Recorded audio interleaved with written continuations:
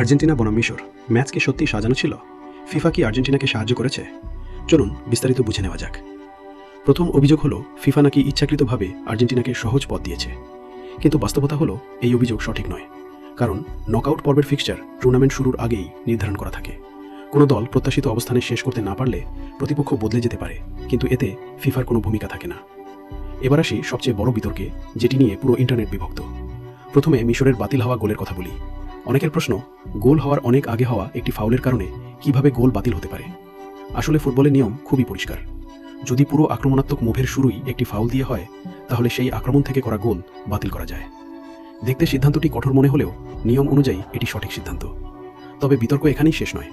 এবার আসি মোহাম্মদ সালাহর পেনাল্টির আবেদনের প্রসঙ্গে। সালাহ বল নিয়ে এগিয়ে যাচ্ছিলেন। আর্জেন্টিনার একজন ডিফেন্ডার পরিষ্কারভাবে বলে ট্যাকল করেন এবং এরপর বলটি মিশরের নিয়ন্ত্রণ থেকে বের হয়ে আর্জেন্টিনার দখলে চলে যায়। এরপর সালাহ ও ডিফেন্ডারের মধ্যে সংঘর্ষ হয়।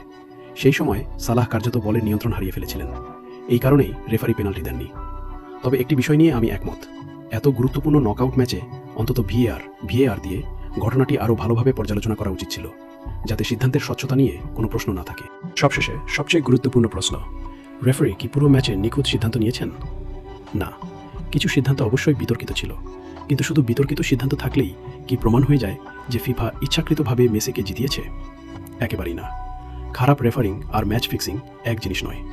রেফারি ভুল করতে পারেন, ভিএআরও কখনো কখনো অসামঞ্জস্যপূর্ণ হতে পারে, কিন্তু সুনির্দিষ্ট প্রমাণ ছাড়া কোনো ম্যাচকে ফিক্সড বলা শুধু একটি অভিযোগ, সত্য নয়।